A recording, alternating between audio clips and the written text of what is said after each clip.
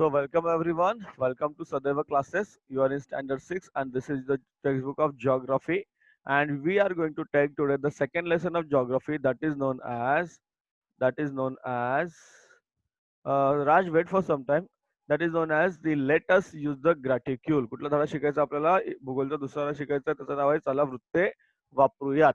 आता मी तुम्हाला सांगितल्याप्रमाणे आपल्याकडे वेळेची कमतरता आहे आणि त्याचबरोबर विद्यार्थ्यांची कमतरता अनेक गोष्टी असल्यामुळे अडचणी असल्यामुळे आपल्याला थोडं सायमल्टेनियस घ्यावा लागतो तुमचा अभ्यास. परंतु आपण तुम्हाला सर्व अभ्यास सायमल्टेनियस घेऊन आपण सर्व अभ्यास तुमचा घेत आहोत. त्यामुळे फक्त तुम्ही लक्ष देणं गरजेचं आहे. आपल्याकडे अनेक अडचणी आहे सध्या लॉकडाऊन तुम्हाला माहित आहे. तर प्रत्येकासाठी वेगळे 2-2 तासाचे सेशन घेणं आपल्याला कठीण पडतंय.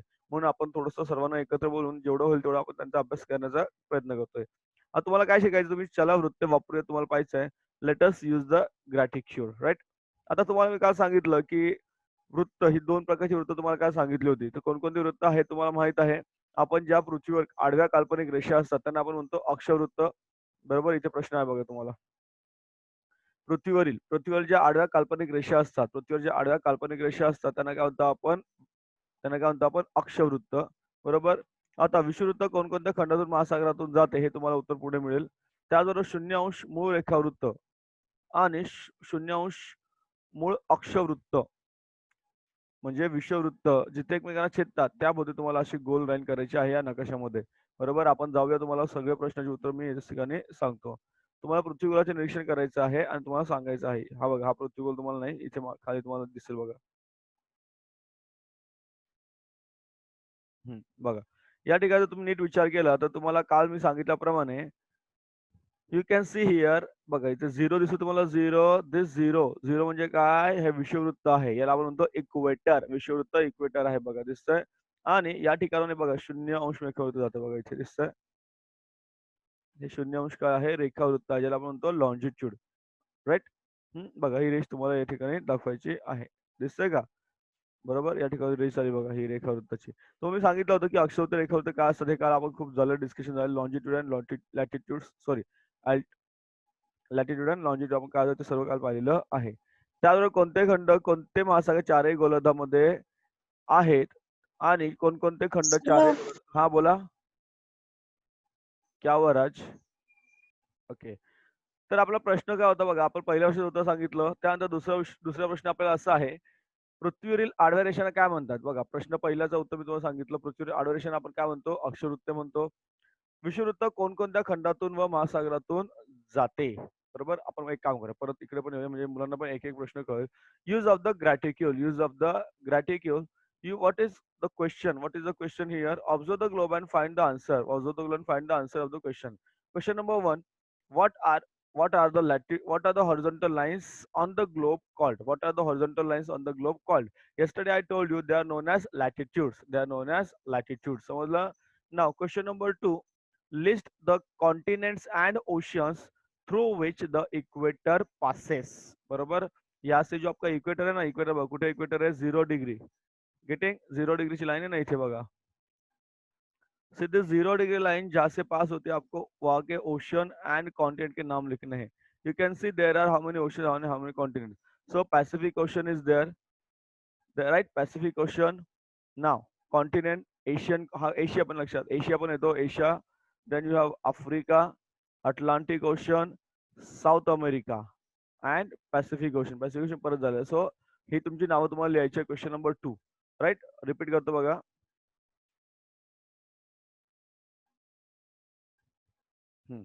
प्रश्न काय तुम्हाला विषुववृत्त कोणकोणत्या खंडातून महासागरातून जाते हे तुम्हाला विचारलेलं आहे. विषुववृत्त कोणकोणत्या खंडातून आणि महासागरातून जाते हे आपल्याला विचारलेलं आहे.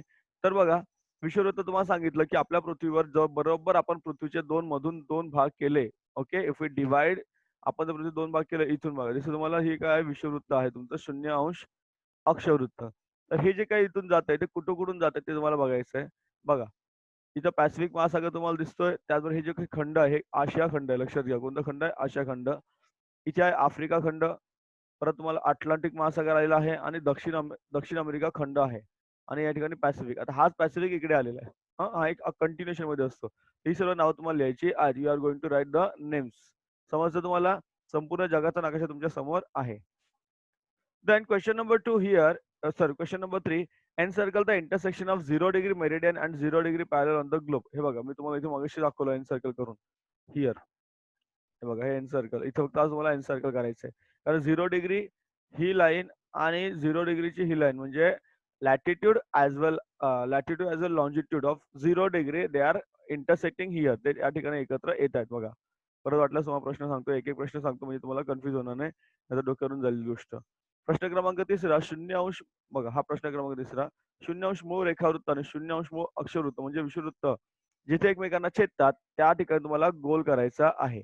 जर नकाशा तुम्ही बघाल तर नकाशामध्ये तुम्हाला या ठिकाणी असा गोल पाहायला मिळेल बघा. गोल नाही हे बघा या ठिकाणी तुम्हाला करायचं बघा. हे 0 अंश काय आहे? अक्षवृत्त आहे. हे इथपर्यंत आल्यानंतर इथून बघा. तिथे तुम्हाला हे इथून हे 0 अंश काय आहे? मूळ रेखावृत्त आहे. या ठिकाणी तुम्हाला गोल करायचा आहे असा. आता नकाशा तुमच्याकडे नाहीये त्यामुळे तुम्ही नाही हा प्रश्न नाही केला तरी चालेल. नेक्स्ट क्वेश्चन काय बघा. पुढचा क्वेश्चन काय? इथे वर आहे बघा.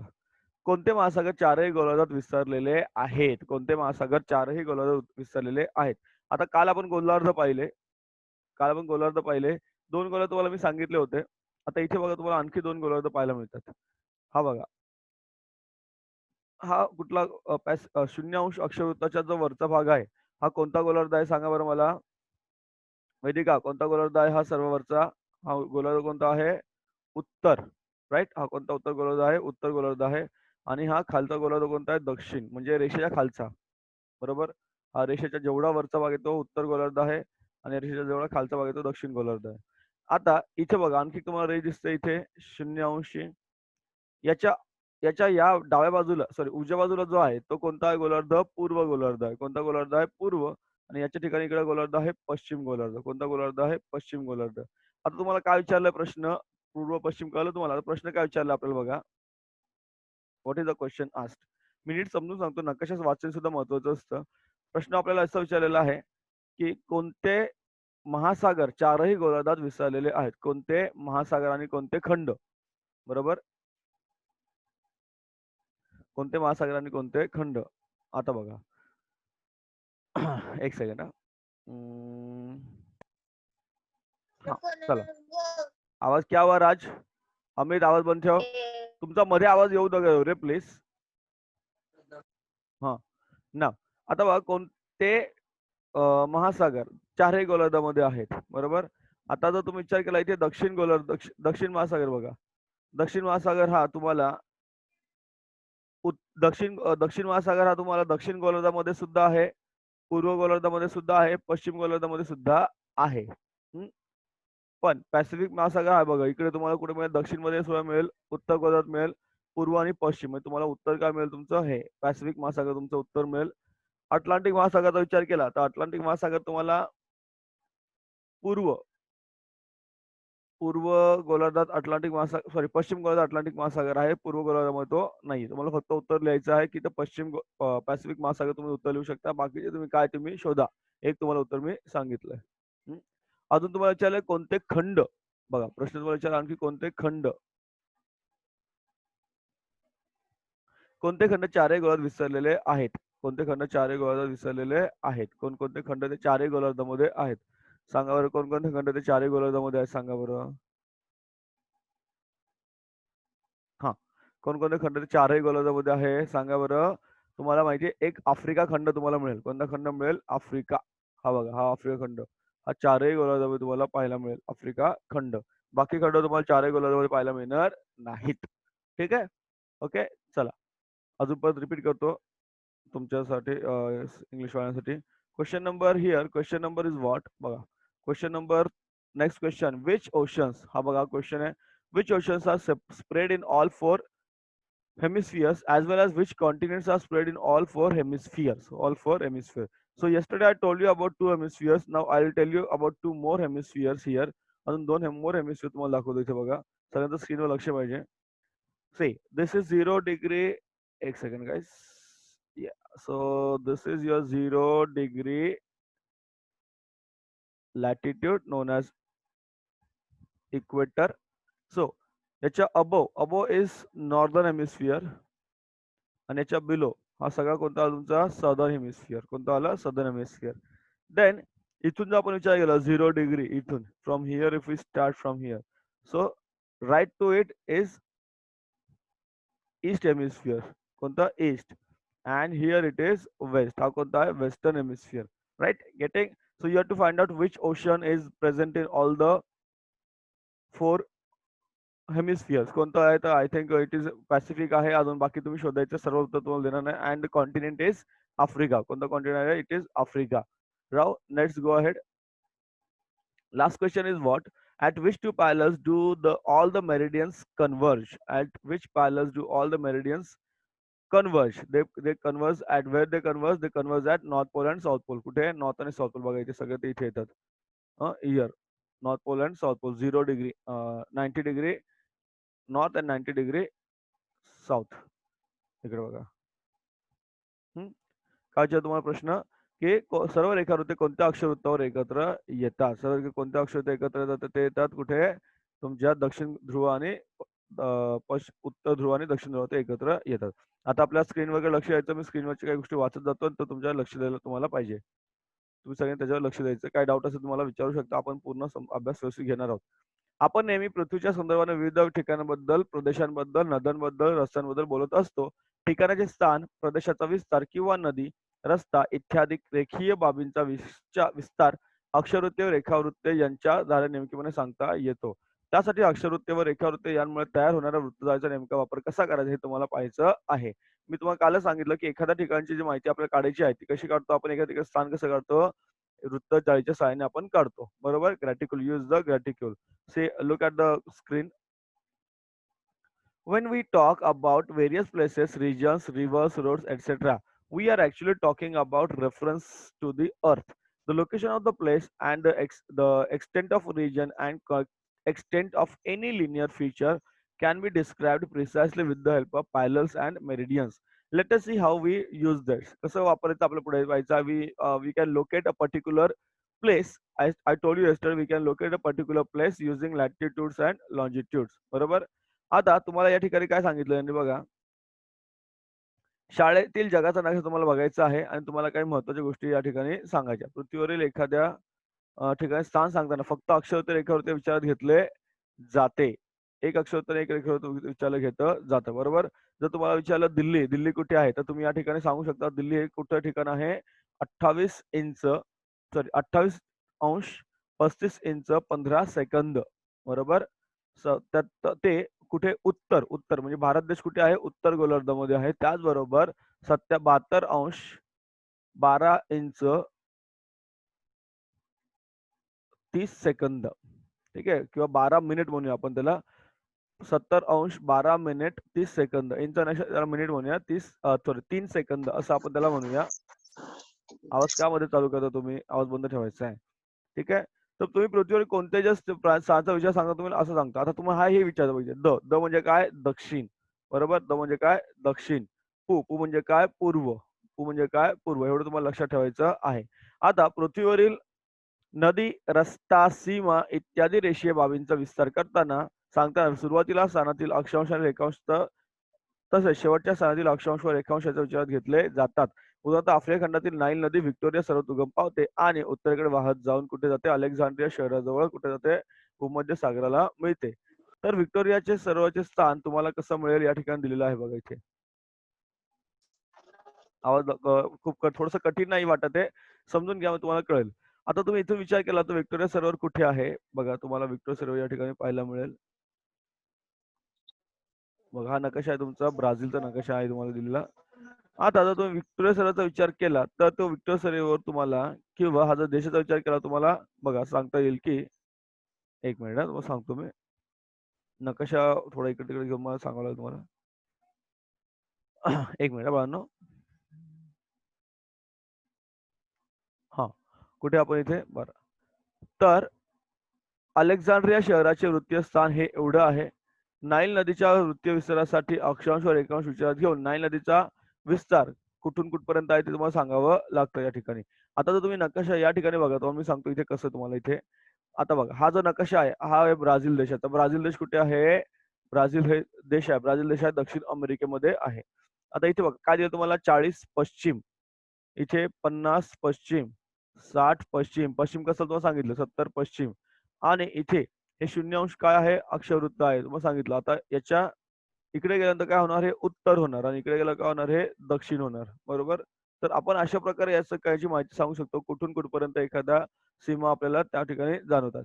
हे लगेच तुम्हाला कळणार नाही. थोडासा वेळ लागेल आणि हे समजून घेणं पण त्यासाठी तुम्हाला गरजेचं आहे. हं. 1 मिनिट हां.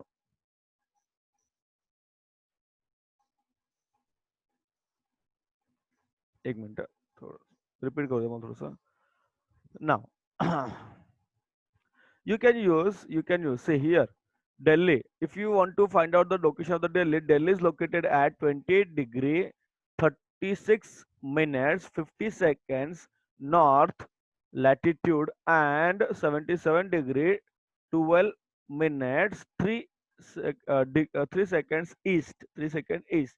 So what we can say our country India.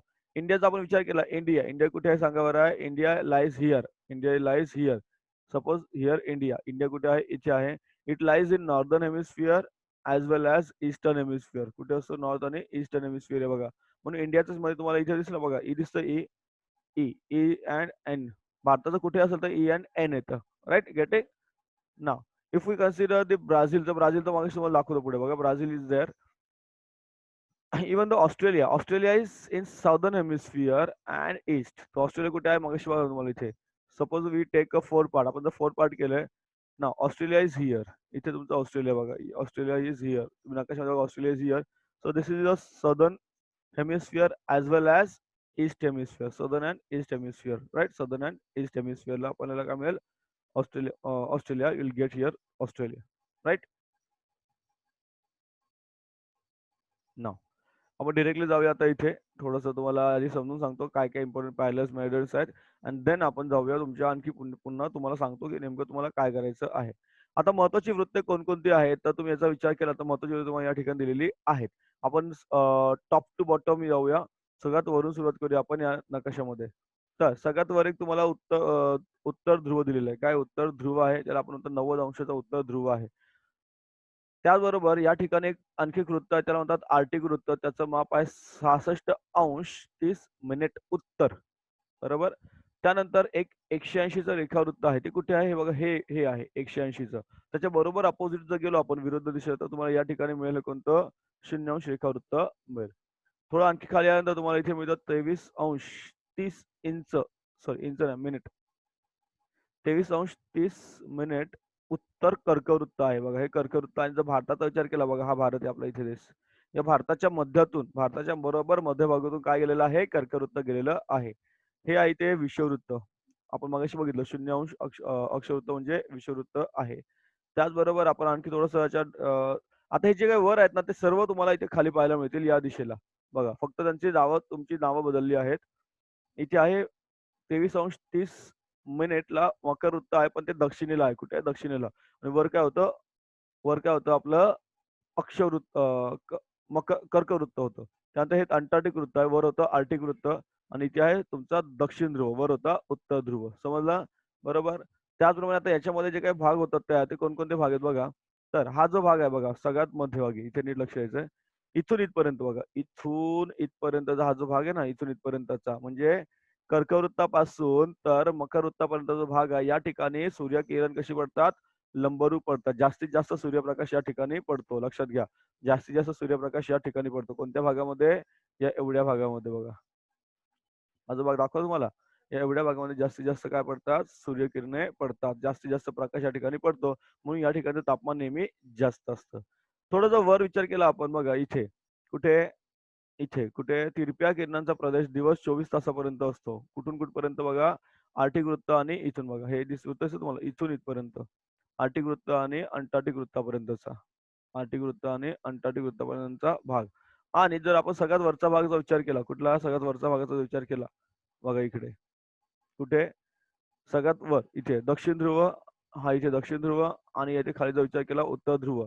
तर या उत्तर ध्रुव आणि दक्षिण ध्रुवामध्ये काय होतं? या ठिकाणी पाऊस सॉरी अतिशय अतिशय तिरप्या अतिशय तिरप्या बघा. काय दिलं तुम्हाला या ठिकाणी? अतिशय तिरप्या किरणांचा प्रदेश आहे. 24 तासांपेक्षा जास्त दिवस असतो.